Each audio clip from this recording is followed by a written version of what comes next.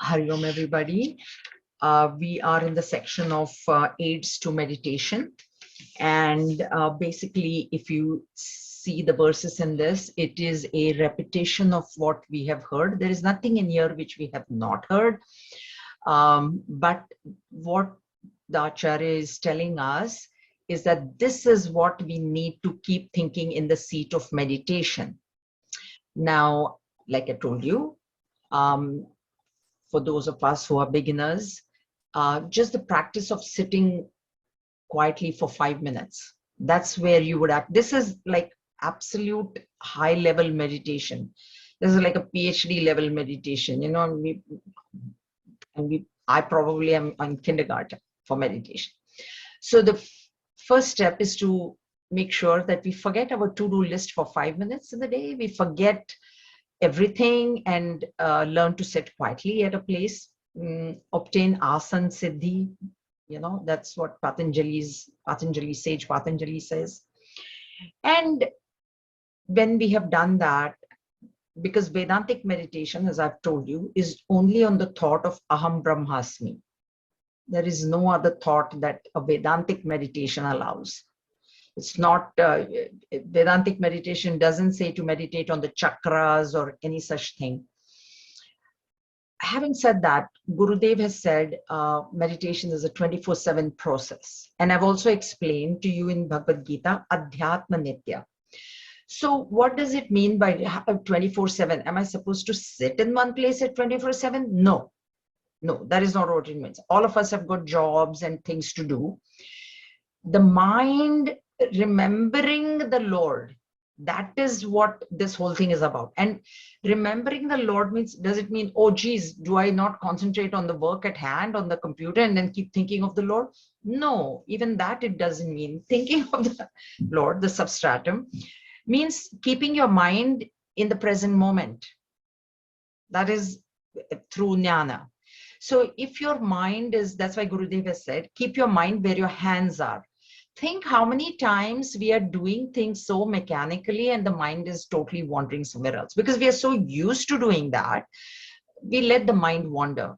If we can avoid that, you know, control of the mind, or through bhakti, where you see the whole creation as nothing but the creator. That also is a 24/7 meditation which can be done. And if you can manage to sit, and there are so many ideas that are given in this, not that we have to know remember every single idea. Pick one idea. Like I told you, pick one verse from the Bhagavad Gita and stick with it. Because all 700 verses to remember at one time is not possible. So pick one verse. Pick 1/4 of any verse. Even that Gita has the potential. Same way in here, these are these various ideas that Bhagwan, not ideas, the facts Bhagwan is giving us. So pick one of these facts and then stay with them. Stay with that fact. And that is what meditation is all about for us, for beginners. Of course, as you go higher, as you evolve, definitely then you would sit in meditation and practice all this. So we started off with 254 and Bhagwan started saying Jati Niti Kula Gotra Duragam. So we have seen this. There is no caste. Brahman is no caste. Brahman is not a Brahmin, Kshatriya, Vaishya, Shudra, or creed, no Rishi, no Gotra, nothing of the sort. And beyond space-time, we have seen this idea very many times. It is from where space and time have come. So whatever is born in time will end in time. Brahman is beyond time. That's why it is neither born nor does it die ever. And then, which is beyond the expression of speech, representing the organs of action. So which means speech, sense organs as well as organs of action, means through action, no matter how much action you do, you cannot reach Brahman through action. You can only purify your mind through action, but not reach Brahman. And it is only for the eye of pure illumination. We saw that Bodha Chakshu or Jnana Chakshu, the third eye of wisdom, a wisdom born out of study of the scriptures. So only with that we can see. And Shuddha Chitta Ghana is a homogeneous mass of pure consciousness, Brahma Tattvamasi Bhavayatmani. Think about this. Do bhavana, and I told you, bhavana is where the intellect and the heart merge. So there is an intellectual feeling, understandingly feeling, or feelingly understanding. Gurudev has put it very good. I thought that really hit me. So where there is understanding and there is faith as well. These are the two wings. We are in Vedantic meditation, therefore the two wings. If we were in Narad Bhakti Sutra, where there is a Bhakti Shastra, he will say, forget the intellect, have faith. Okay, please understand. Not that neither one is wrong. We do, and we need two wings. Why? Because we've got half intellect and half faith. We don't have complete either one. And that's the problem. So that's why we need both. We need two wings to fly. But one who has great faith, like Sri Nisargadatta Maharaj, with one wing, he will fly off. With the wing of faith, he can do it. Faith, that's why Bhakti says we are superior to Jnana. Bhakti masters, they say we are superior. With faith only we can do it. We don't need intellect. And you truly don't. If you have that kind of faith in the master, who tells you you are that, and then you meditate on that, and then you realize you don't need any intellection. You don't need Bhagavad Gita. You don't need Upanishads. You don't need nothing. But we are not there. That's the problem. So we need both. 257 or 258, my bookmark is there. Did we do 257? Bhranti Kalpita Jagata? We did, no? Yeah, that's what I thought. So Bhranti Kalpita Jagata Kalashram. So right off, Bhagwan is saying, this Jagat, this world is Bhranti Kalpita, means imagined out of delusion. Means what? It is not really real. It's like a dream.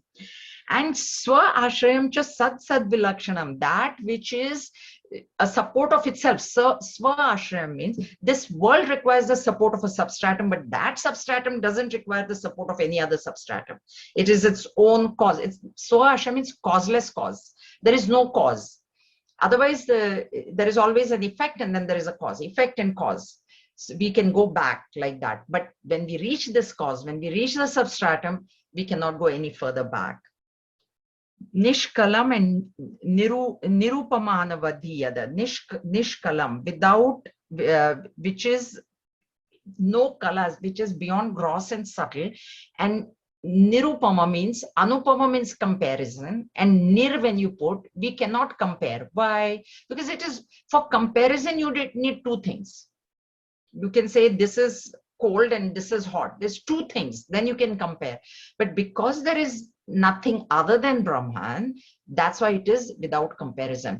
And without comparison means it cannot be known by any of the methods of knowledge that we know, other than Shabda. So there is direct perception, there is comparison, there is absence. So those 6 forms of means of knowledge that we have studied before, and I hope everybody remembers: direct perception, pratyaksha pramana, anumana, inference, upamana, comparison, anupalabdhi, which is absence, and then last one is Shabda pramana, through which we know, and then there is one which is which you presume after the fact, like you get up in the morning, I forget what it's called. You get up in the morning and you see that the road is wet, and you understand that there was rain in the middle of the night, which is different from Anumana. Anumana is same time, same place. So you see the smoke, and right there you know there is a fire. That's Anumana. Okay, so these are 6 methods, out of which 5, by saying Nirupama, Upamana cannot be used. Other 5 also cannot be used. Only Shabda Pramana is there, words, and that too not any words of the scriptures alone. For us, any spiritual master who has written any Advaita Vedantic book, that is a scripture for us.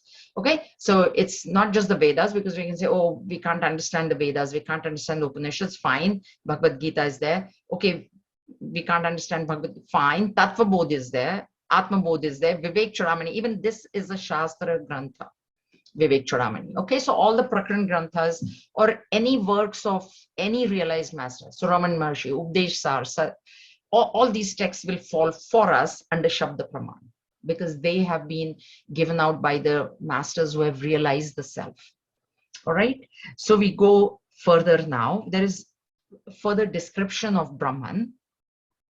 Janma vriddhi parinati apakshayah vyadhi nashana nashana vihinam avyayam vishva srushti avavighat karanam brahma tattvamasi bhavayatmani. So janma vriddhi parinati apakshaya, these are the 6 modifications that we have seen which happen in the body are not there in Brahman. This was being said, that which is changeless and so free from birth, growth, development, waste, disease and death. So birth, growth, asti, bhati, there are 6, but here birth, growth, development, waste, disease and default. So 3, 4, 5, 6, yeah, those 6 are given. These 6 modifications belong to matter, belong to body. When we studied the Annamaya Kosha, this is what we studied, that Shruti tells us that Brahman is changeless and the body is changing right there. It took birth, then it is growing, then it is, I told you, it grows vertically, then it grows horizontally, all kinds of growth is there.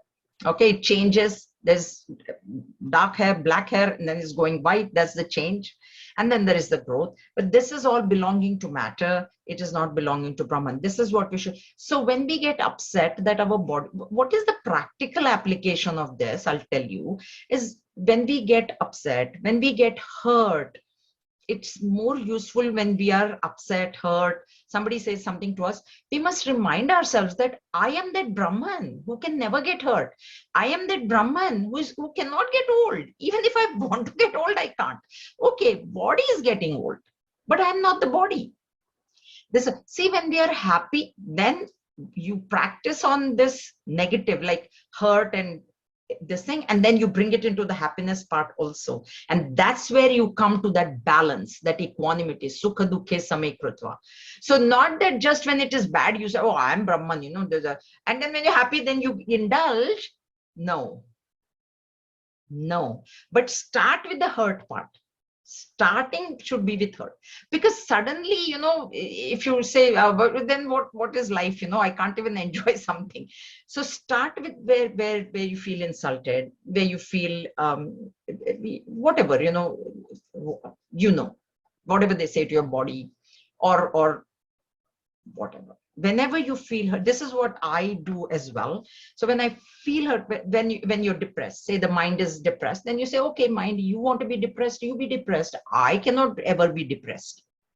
Separation from the body and mind is very essential. Use these things for separating yourself, because right now we are so very well identified, amalgamated with the body and mind and intellect, that we think it is the I. We think that is aham. Body is aham, we think. Aham is not the body. Aham, I told you, is that which cannot be destroyed. Body, can it be aham? No, body is getting destroyed. Even as we speak, it is getting destroyed. So it cannot be aham. That part has to be remembered. And remembering, you need practice, because suddenly you can't. So every single moment that you get a chance, remind yourself that you're that aham which doesn't get destroyed. Whatever is getting hurt, whatever is changing, whatever is getting destroyed is not me. It's not me. So that separation is happening. Okay. Vyadhi nashana vihinam avyayam. Vyadhi, disease. There is one Adi and one is Vyadhi. Vyadhi is for the body, Adi is for the mind. So wherever this disease is happening, Nasha, destruction is happening, Vihinam without. So that aham, I told you, is a hum, destruction, no destruction. So there is no, and avyayam, changeless. Avyayam is changeless.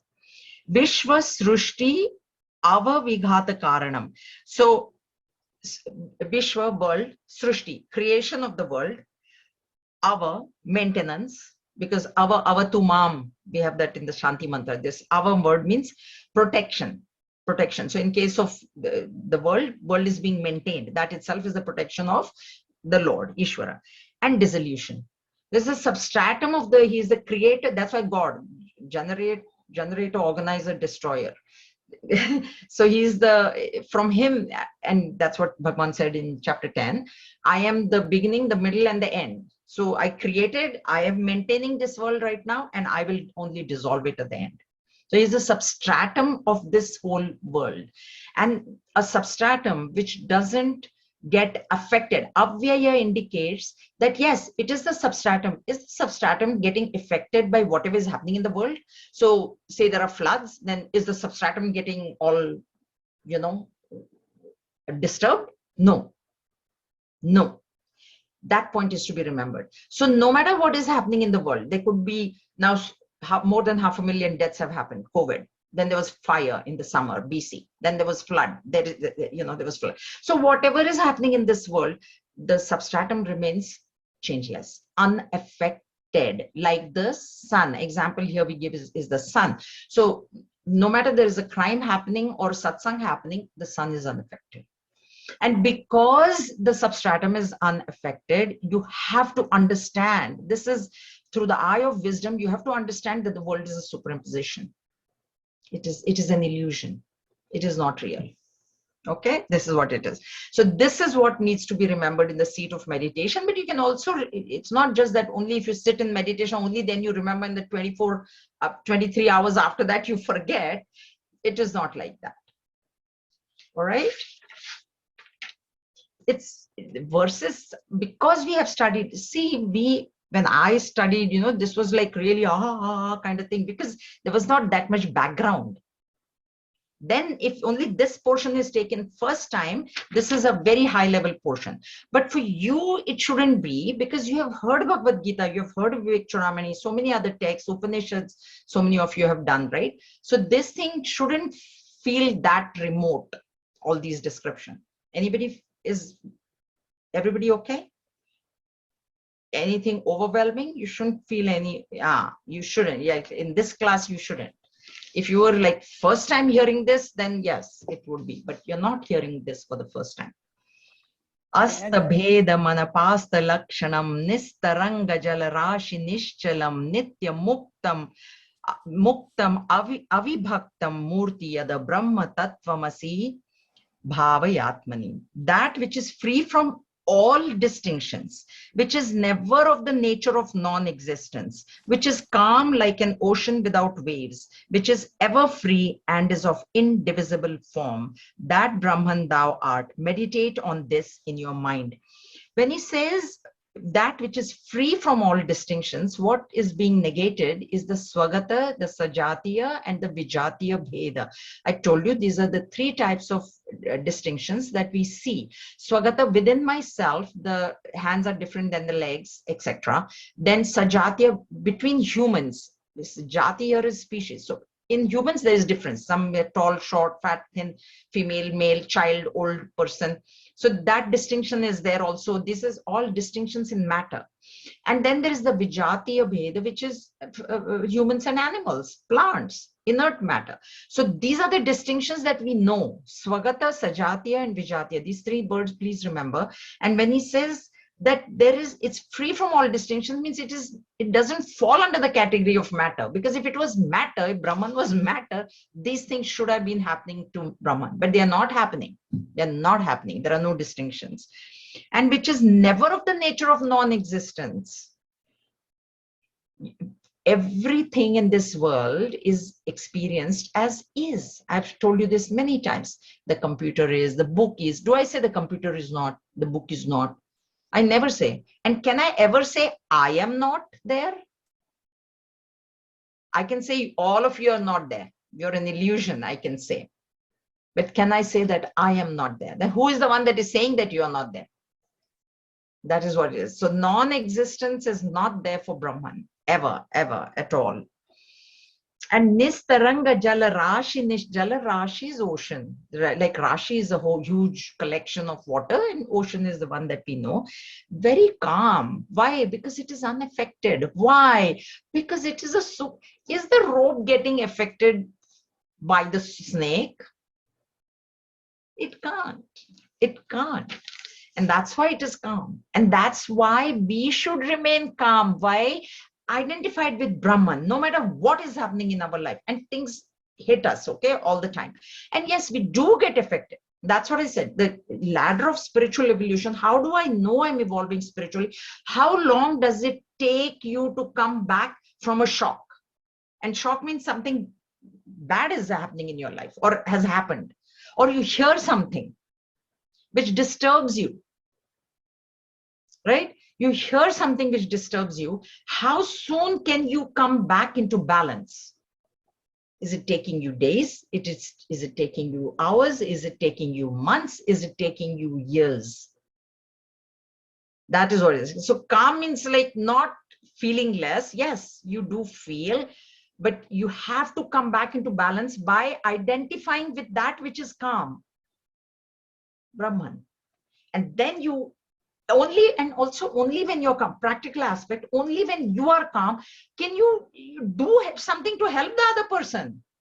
You are also, crying. They are also crying. Now, who's going to help who? So if you can remain strong, and we've seen that in Bhagavad Gita, Bhagwan is not carried away by Arjun. Arjun lamented. Arjun cried in the first chapter. Did Bhagwan cry? Bhagwan was just smiling. He said, okay, fine, go, blabber, blabber, blabber. Now I'll tell you what is the real thing. So only when the person is calm, he can be objective. He can be of help. Otherwise, we can't. This is the practical aspect of it. Nitya Mukta Avibhakta. Ever free. It's not like, I've always told you, it's like the dream, while dreaming it appeared real, but it was an illusion at that time. So it was Nitya, an illusion only. Eternally the dream is, while it was happening also it was an illusion, and after you wake up it is an illusion. But this, that's why I am actually free even now. This point is here. Nitya Mukta means it's not like I will become free of the bondage. I am actually free right now, but I am deluded into thinking that I am bound. Why? Because I consider myself to be this body, mind and intellect. And therefore it is delusion. If I was really bound, I could never get liberated. Because the bondage is an illusion, I shed it by getting the knowledge. That's why action cannot help here. It is only knowledge which helps in liberation. Nitya Mukta Avibhakta, never divided, which is of indivisible form, murti form. So Avibhakta Murti. If you see a form, one form is divided from the other form. But here that form should not be taken as a literal form. So it's undivided. Brahman is undivided. Space. There the example of space comes in. The space in the pot and the space outside.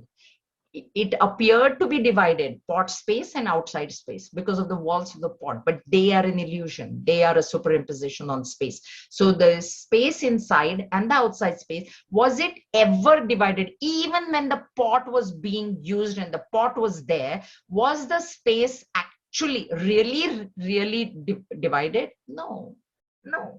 It wasn't a different space. It's the same space. Okay. Ekamev sadanek karanam karanantara nirasa karanam karya karana vilakshanam swayam brahma tattvamasi bhavayatmani. That which, even though it is one existence, is the cause for the many, which refutes all other causes but itself is without cause, which is distinct from cause and effect and is independent, that Brahman thou art. Meditate on this in your mind. That which, even though is one, is up. That's why we have the word Vibhu. For Brahman in Bhagavad Gita and all, you've heard the word Vibhu. Vividham bhavati iti Vibhu. Vividham bhavati. Bhavati to become. Vividham, many. That one which has become many. The best example is dream. There is only one mind of ours. That mind itself is becoming the tiger. That mind itself becomes the forest. The mind only is running. Who's running? I'm running away, but it's the mind only. On what screen are you seeing the dream? Mind only. Who is seeing? Mind only. Who created the dream? Mind only. So that one mind becomes multifarious. That is what this is. Ekameva sadaneka. It is only one. That existence is only one. Undivided, principle, Satchit Ananda principle, which is now appearing in many, many, many forms. And we can see that, right? In the humans only, there are so many forms. Then animals, reptiles, plants, amazing. The oneness is in the existence part of it, the isness. And that's what we need to focus on. And that is never becomes is not. I've given you the example. The tree is, then the branches are, then I burn the branches, the ash is, and then I put the ash in the water is. So tree changed to branch, to ash, to water, but that isness never changed. That is the substratum. Okay. Karana antara nirasa karanam. It refutes all of the causes. It refutes all of the cause means we say, oh, what is the cause? We saw this in 15. What is the cause of the world? Oh, the 5 elements. Oh, but then what is the cause of 5 elements? Maya. So we are refuting that cause. You understand? We refute the cause of the 5 elements by saying that no, but 5 elements have come from Maya. And then finally, Maya also gets refuted into Brahman. This is what will be actually Vavimo Purusholoka, Kshara Akshara. So there is one thing Kshara, for that the Jagat is Kshara, changing. Akshara is the 5 elements, because when the Jagat, the 5 elements, nothing is happening to them. Oh, but where did they come from? They came from Maya. Oh, so Maya becomes Akshara and 5 elements become Kshara. And then Maya, is it like finally Akshara? No. Brahman. Then Brahman does it become Kshara, and is there something Akshara beyond Brahman? No. So that is the end of the line. And that's why it's a causeless cause. So there is no more. Karya Karana Vilakshanam Swayam. Karya cause, Karya effect, Karanam cause, Vilakshanam Swayam. It is beyond cause and effect. Because if you say it is the cause, it is related to the effect. Cause is related to the effect. But Brahman is causeless. It is not. That's why we have said world has not come from Brahman. World has come from Brahman plus Maya, which is then known as Ishvara. So Brahman, and this is exactly what we'll be studying now in the Monday class. He says, I am beyond Kshara. I am the Uttam Purusha. I am beyond Kshara and Akshara. This is what it is. Karya Karanam Vilakshanam. So remember this when we do the Monday class. And this is what you have to remember in the seat of meditation. You have to understandingly feel and feelingly understand. So you have to have both love and the intellect. We need it. If you can be staunch faith, like if you have that, like Nisargadatta Maharaj, go for it. Go for it. I'm telling you, it's actually easy faith, but it's not possible for everybody. The intellect will always come by how, this, that, all these questions the intellect will ask. So Bhagwan Shankaracharya is feeding the intellect, saying, okay, you want to ask questions? Ask. This is what it is. Nirvikalpakam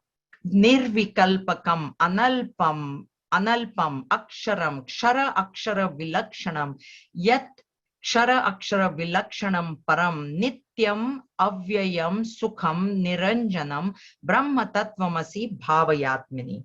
That which is free from Maya, Nirvikalpa, Vikalpa agitation, Vikalpa movement, Vikalpa thought, Nirvikalpa without agitation, without movement, without thought, beyond thought, not thought less, thought free.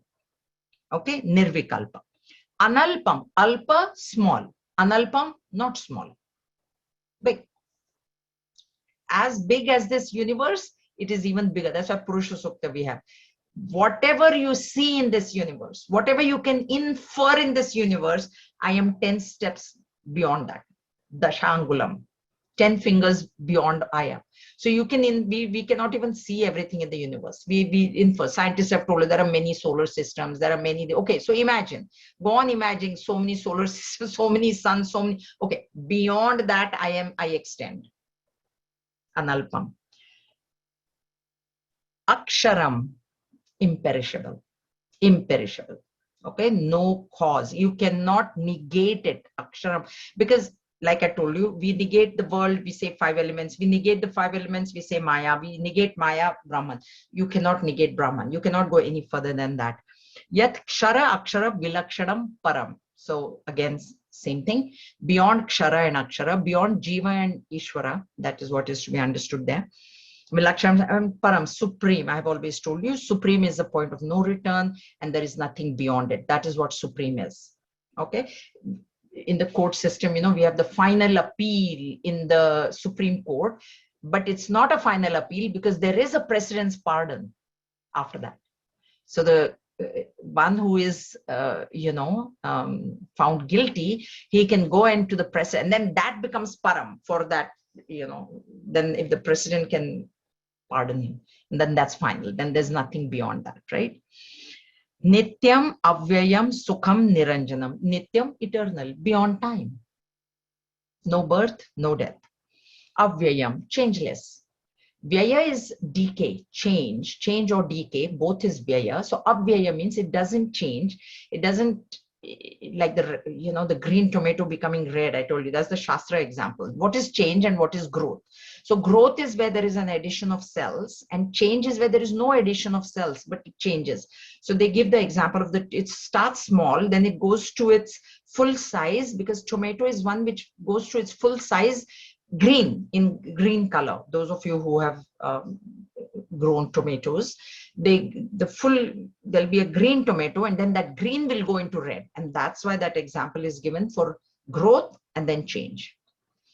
Okay, Niranjanam, taintless. How can there be any taint? There isn't anything else. I've told you, on a cloth, when the ink falls, or whatever the oil drops, or turmeric, whatever, something else has to be there to taint it. But there is nothing else which can taint Brahman, and therefore it is Niranjanam. Brahma Tattvamasi Bhavayatmani. Yad Vibhati Sadane Kadak Brahmat Nama Rupa Guna Vikriyatmana Hemavat Swayam Avikriyam Sada Brahma Tattvamasi Bhavayatmani. That one reality which appears variously because of delusion. We already saw this. It's like the mind. It's like the dream. Sorry. There is only one mind, and it is appearing various things. Inert as well as live, you will see in dream. Okay. So that one reality which appears variously because of delusion, though itself always unchanged, the substratum always remains unchanged, it doesn't get affected, is the mind. The dream, while dreaming, the mind is afraid, but then when we wake up, are we afraid still of the tiger that we saw in the dream? We are not. It's unaffected, and assumes names and forms, qualities and changes. So when the form comes, a name comes, and then that name and form will always have some attributes, some quality, something. And like gold through all its motifs. So this is the example of golden ornaments, which we have given many, many times, that there are all these ornaments which have a different name, a different form, and because of the form, the name follows. Form comes first, name. So it's like a chain, then it's a chain, a necklace, bangle, earring, toe ring, nose ring, whatever. But then, is anything happening to the gold? Nothing is happening to the gold. Okay, so Hemavat Swayam Avikriyam Sada. Itself, it is not undergoing any change whatsoever. Does the mind undergo change while it's dreaming? Mind doesn't change. Mind doesn't change, but it's projecting so many millions of things in the dream. Every night there is a different dream. I've been dreaming a lot. I thought about that, and I think I've been talking about dream, and therefore I used to have dreamless sleeps, but now I seem to be dreaming. In the morning today, I was dreaming, and then my alarm went off. So then I thought, why am I dreaming, this much? Then my intellect, like, oh yeah, because you're talking about dream. And then, okay, so that happened. And I've had a very disturbing dream I had a few weeks ago, maybe. And I myself was thinking about it, right? Then what comes to my mind is, yeah, but when other people ask you, you say, oh, that's a vomit of the mind. Now, why are you fussing over it? You understand? It was really a disturbing dream. It was, yeah, I actually told it at Saturday class, but now I can't even remember what dream it was. Anyway, So you have to remind yourself that no, this is not real, and this is this thing. So this is what Bhagwan is saying, that one reality only is appearing as many. So the idea is that when you see something and you don't like, that's why I told you, tone down. This is not what I prefer. Hate, because you have to immediately connect it to God. That even though I don't like this thing, God has sanctioned it. That's why I told you, COVID cannot happen without the sanction of the Lord, right? So you do whatever you can do to help, but don't bring in any negative connotations in your mind. That is what it is. Because we have to, one thing I'll tell you, very, very important is, through each and every transaction in this world that we do, interaction with people, interaction with the weather, whatever transactions, we have to only watch our mind. That's extremely important, because our mind has to remain peaceful. Now, how you make it peaceful is up to you. So that's why you have all these verses. Use any one of these verses and bring your mind to the level of peace. Use this in your practical life. This is how it is to be used, because Vedanta as a philosophy you can study, but if you can't bring that philosophy into your own life, then what good is that studies? You will study, and that's why Gurudev has said, you can go through Gita, but Gita has to go through you. This person said, I've read Gita 6 times. He said, yeah, but how many times has Gita? So what does it mean, Gita going through you? Means that philosophy, you must be able to use it in your life now. And what is the point? There is no point of studying.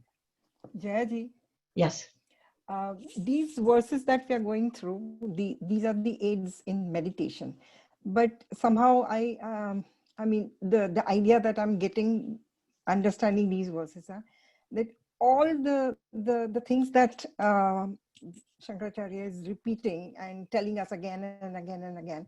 So these are like sort of a culmination of all the things that we think of, and yet we don't think of Brahman because we identify with ourselves. So these are the things that he's saying, okay, this is not you, this is not you, this is, this is what I'm trying to understand in all these definitions and descriptions. So am I right in that? No, here, this is all he's telling us positive things. What is Brahman is being told. Yeah, meaning that he's telling us whatever the descriptions that he's saying, this is not Brahman, this is not Correct. You, this is Brahman is you. Correct. This is what he's trying to tell us. This is, yeah. And so even though one thing, again, I'm trying to think that in all our studies, everywhere we are hearing that the intellect has to understand, because that's as far as we can go. But after that what? How do we go beyond that? Beyond that, you purify the mind, na? Keep purifying the mind. So now you know, right, intellectually. So when the mind gets hurt, then immediately your mind should come to peace. How fast is it coming back to base? That you have to see. That is what you have to practice. You keep doing that. After that is, see, once you, so by doing that, what you're doing is you're getting into more and more sattva. There you can put self-effort. There is what is sattva, and then there is shuddha sattva. That also has come in Vivek Chudamani previously. So up to sattva is self-effort. From sattva to shuddha sattva is grace. Okay. Then you wait. You bring your mind to sattva. So when your mind is extremely sattvic, nothing will disturb you, because you see, you are the closest to God, to Brahman. So nothing should disturb you. You shouldn't be adveshta sarva bhutanam. All those things, gunatita, this action is being done by the gunas. I have got nothing to do with it. All these things you have to get established in. And then you wait. Even to get established, you have to understand that it is because of the grace of the Lord. Otherwise, your ego will come up. See, I did so much. No. So there also you keep your ego under check, saying, okay, Bhagwan, you have done so much grace and you have brought me to this position. Now take me further. let me drop the pole. That's why the pole vault example is very important. You have the pole in the pole vault right up to the top. Then you have to drop the pole. Yeah. But that is grace. That is grace. That is grace. So you bring yourself to that level and then you wait. Thank you. Yet chakastya param parat param pratyag ekarasa samatma lakshanam sat chit sukham anantam avyayam brahma tattvamasi bhavayatmani. That beyond which there is nothing, which is above Maya, which is superior to its effects, the universe, which is the innermost subjective self, which is of one essence, which is continuous existence, knowledge, bliss, which is infinite and immutable, that Brahman thou art. Meditate on this in your mind. So that beyond which there is nothing, I told you, that is what param means. That means there is no cause. Beyond that there is nothing means there is no cause for it. So it's causeless. Once again, a repetition. All these things are their repetitions, which is above Maya. What is above Maya means he is the control of Maya. Maya is under his control. Maya is his inherent power, Brahman's inherent power, which is superior to its effects, because cause is always superior. It is subtler, to be understood as subtler. So the cause is always subtler than the effect. Understand that a cause of anything is subtler than the effect. And so whatever effect that what is the effect that you're seeing is this world. And I've always told you, don't forget what we say when we say, oh, this world. Oh, okay. So I am here and this whole world is no, body is the world. Your body is also part of the world. So when you understand that this body also is falling under matter, then what is aham then? Aham is and then we think aham is the ego. Ego is also matter. Ego is also world.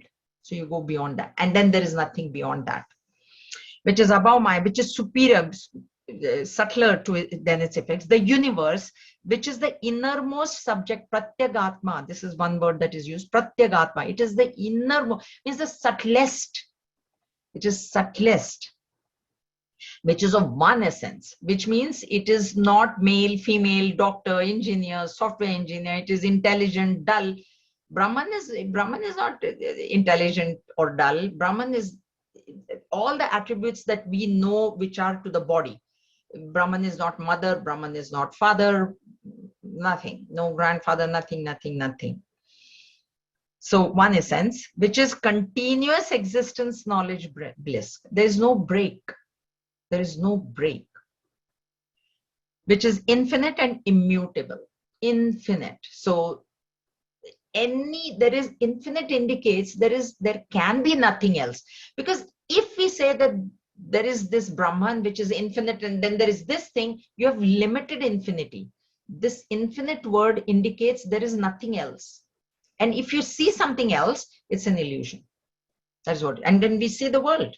I see the body also, and body is world. This is very important point, which it's hard to, because world, I am here and everything around me is world. That is very easy to understand. And that's how we have understood the world always. It's me and then there is this world. Now we are telling you, move back.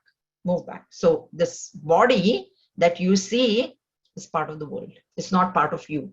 It is not aham. Body is not aham. So it's continuous. Meditate on this in your mind. Uktam artham imam atmani swayam bhavayet pratita yukti dhiya sanshayadi rahitam karambuvata tena tattva nigamo bhavishyati. One must meditate with the intellect in one's heart on the truth. So intellect in the heart is that bhavana. Okay, intellect in the heart, because heart is different, mind is different, intellect, but intellect in the, so both intellect and heart have to be joined.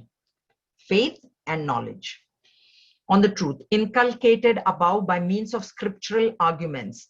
By means of scriptural arguments, very important. So thinking shouldn't be on your own. It should be as per the scriptures, as per what the scriptures are saying. By these means, one will realize truth without any doubts and the like, just like water in the hollow of one's hand.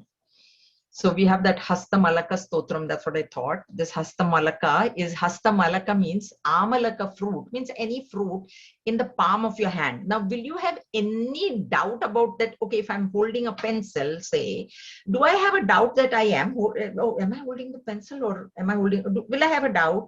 Whatever I'm holding in my hand, I am 200% sure that I'm holding it. It's that clear to me.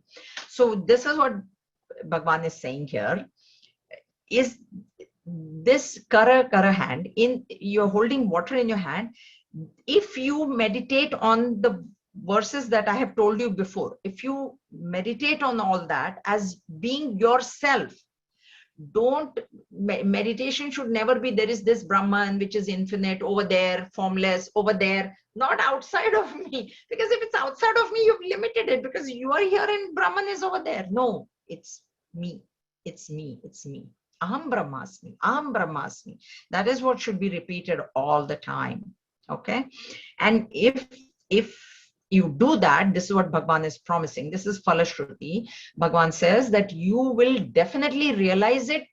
It will be so, actually, you know, it is very, because we constantly say, is not I clear to me? It's not, don't I know that I'm sitting here? Unfortunately, I think it is the ego and the body. That's the unfortunate part.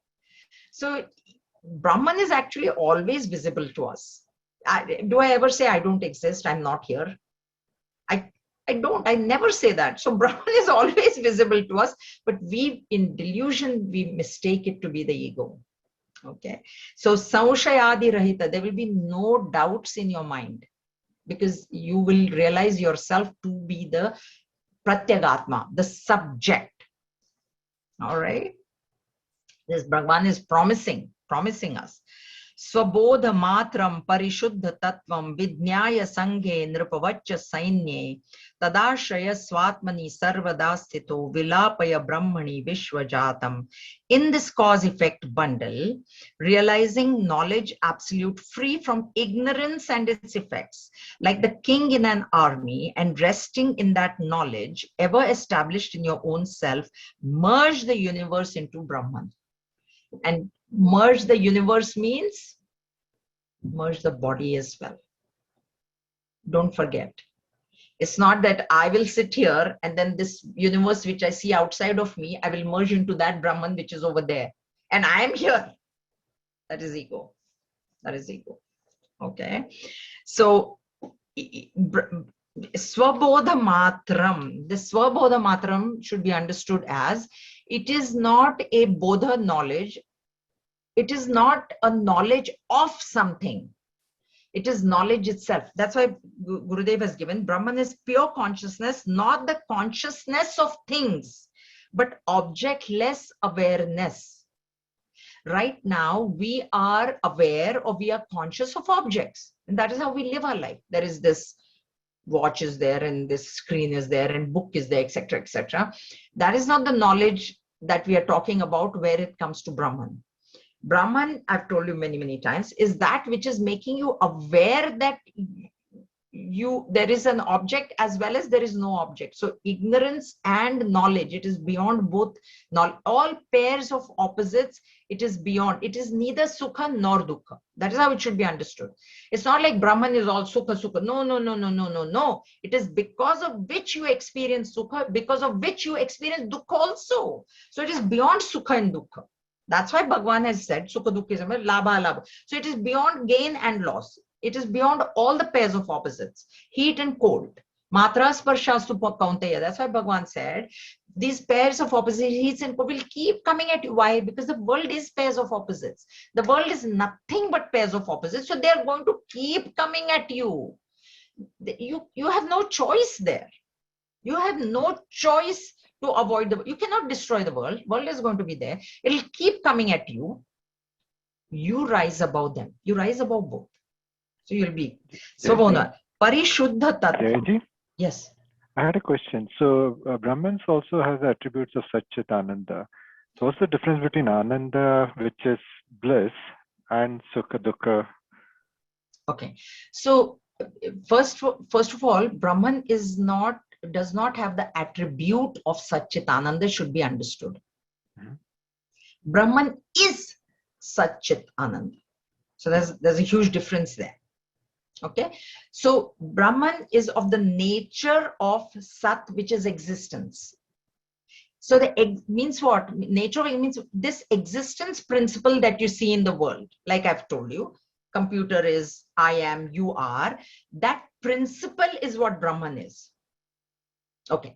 Now, that same existence principle also is aware, is conscious.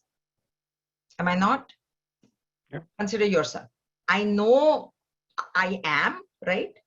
Plus, at the same time, I know that I am conscious. So existence and consciousness are not two different things.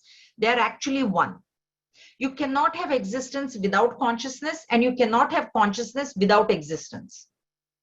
Suppose if you say consciousness is there and no existence, then consciousness is not existing. Or if there is existence and existence doesn't know, but is that our experience? Can I say I'm existing, but I really don't know if I'm existing or not? Do I ever say that? I say I exist, plus at the same time, I know that I'm existing. And so existence and consciousness are one. And when they become one, that alone is bliss, infinity. That's why it's Satyam, Jnanam, Anantam Brahma. So infinite, there is bliss only in infinity. Infinitude, there cannot be any bliss. Bliss is not happiness. Bliss is that which is beyond happiness and sorrow, joy and sorrow. That's what bliss is. Okay. So these should not be understood as, if you say they are attributes of Brahman, then attributes can go away. Attribute is something which can go away. So it is not an attribute. Is joy and sorrow considered attributes? Yeah. The attributes of the mind. Urmi, Shad Urmi we saw, right? What is the attributes of the body? It's going to disease and decay and get born and get died and, grow. And that is all attributes of the body. All the attributes, if you say quote unquote, they belong to matter. They belong to matter. Prana's attributes is hunger and thirst. Mind is this Shadurmi, the joy, sorrow, and jealousy and whatever, right? That's why that Sukha Dukha, heat and Sukha Dukha is Samay Krutva, Labha, Labha, Jaya, Jaya. So three pairs are there. So Sukha Dukha is at the level of the mind. Labha, Labha is at the level of the body, gain and loss. And then the Jaya, Jaya, so honor and dishonor or victory and defeat is at the level of the intellect. And that's why Bhagavan says you make them and rise above them. So you have to drop the attributes. Brahman has it is not to be understood. I realized that the Brahman has no attributes, but I was trying to clarify the bliss versus happiness and so. Bliss is continuous. Happiness is there only when there is no sorrow. But bliss is there, whether there is happiness or there is sorrow, bliss is always there. That's why it's translated, Ananda is translated as bliss. It is never translated as happiness. Because when you say happiness, it is the opposite, it is one of the pairs of opposites. It is the opposite of sorrow. Like we saw prashanti, the word prashanti, prakarshena shanta. It's not just shanti, because just shanti means no, ashanti means shanti. So it's a pair of opposites, and we cannot describe Brahman with these pairs of opposites. I've also told you, Sant Jnaneshwar says, the minute you even say Brahman, you've tainted Brahman. It's that pure. You cannot actually describe Brahman. But now what to do? Because we understand only words. So that's why the masters use these words. It is the very self in you. The very, very self in you. Okay? So Vidnyaya Sanghe Nrapavacha Senya. It is like the reason is the king controls the entire army, right? Those days there used to be kings, right? So that way the entire army of the universe, or this entire whatever that you see, including your body, mind, and intellect, is controlled by that. Why? Because if Brahman leaves us, pure consciousness leaves us, will we exist? Will we be able to talk or say or do anything? That's why he's the final controller, because nothing happens. You're breathing because of him, right? All the things that we do is only because of him. Tad ashaya swatmani sarvada sthito. So every being is resting in him. Tad ashayam. That is the support of everything that you see in this universe. Swatmani, it itself is without any support. It can stay without any support. Our example of electricity can stay without any support, without any appliances. But can the appliances function without electricity? No. Vilapaya Brahmani Vishwajatam. So that's why thinking like this, merge means not destroy. Merge is not destruction. You cannot destroy physically anything, the world or any such thing. So merge, it means there are two connotations to it, merging. The way merging can be done, one way is to consider it to be an illusion, then it has no effect on you, no? If you consider it to be an illusion, then what effect? Arey Baba, that's an illusion. Like dream. Now what am I afraid of the tiger that I saw last night in my dream? You merge the dream. That means you merge the dream. So you means what? You realized it to be an illusion. So the dream is as well as merged. It's not affecting you anymore. Once you wake up, you know it is there. Or the other way is to understand that all this is nothing but Brahman. That's a positive way. So this merging has got two aspects. It is not a physical destruction. You can never destroy anything physically. The world you cannot do. And if the body you destroy physically, nothing, another body is just waiting there for you. So there's absolutely no reason to do that.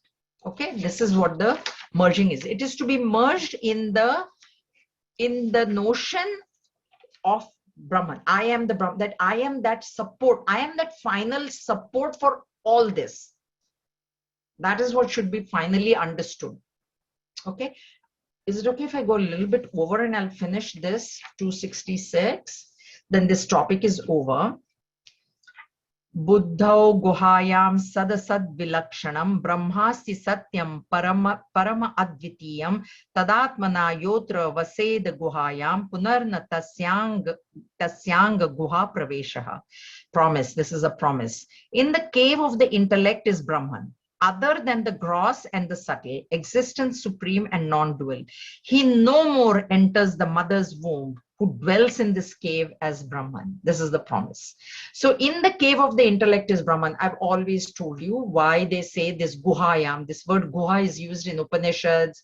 Everywhere it is used for us to go inside, which is extremely difficult for us to do, because all the sense organs are always, they're cursed to go outwards, and they're always going outwards, and the mind is constantly running with those senses. So this is an instruction which is repeated everywhere. Look inside, look inside, look inside. Okay, become introverted. Other than the gross and the subtle, the gross world that you see and the subtle mind.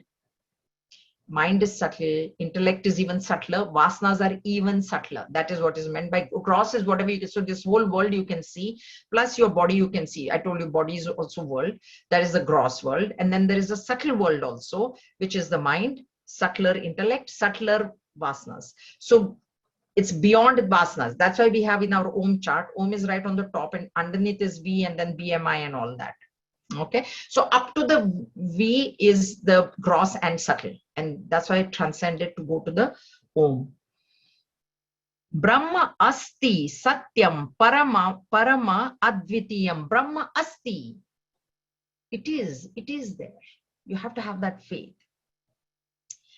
Satyam, existence. Param, supreme. Advitiyam, one without a second. Advitiyam, there is no compare. That's why you cannot compare. You cannot say, oh, that is like Brahman, that is like Brahman. Other things you can say, that is like this is like that, etc. The one who goes yeah, tad atmana yah atra vaseda guhayam. Tad atmana. In that cave of the intellect, if one enters, not very easy to enter that cave. If at one point we get lucky and we enter, you will never come back. That's why I told you it's a point of no return. Yad gatva na nivartante. Bhagavan promised in Bhagavad Gita, the one who comes to me, comes to realize himself to be that Brahman, will never ever get born again. That's why he will never enter the mother's womb. Means there will be no womb for him. There will be no birth for him after that. So this is the final promise that Bhagavan Shankaracharya is also making, based on Shruti. Everything is based on Shruti, scriptural teachings. Is this okay? Is this clear? It's a lot to think about. Now we are going into giving up of vasanas, which is a very important topic, because giving up vasanas is purification of mind. And it's 267 to 76. So, Jayanti, all right. I had one question. Yeah. We have heard all these stories that all our rishis, like, the people who were doing these many, many years of tapasya and all of that, and they were trying to realize. But why is it that some of them, like, they had such a short temper, like they would give shraps like there's no tomorrow? So was it their vasanas? That will come in the vasanas.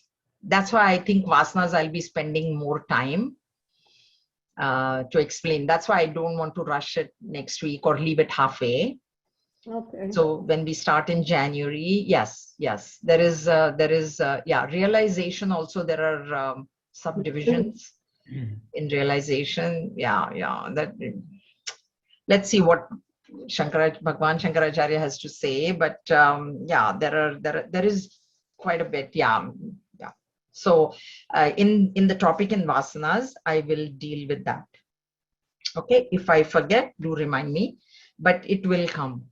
It will come, because there are 2-3 different things there, and some of you I think are ready to hear that. So I will explain, but I will also tell you if I'll tell you up to a certain point, and then after that, if you don't understand, that's fine. Those who understand, understand.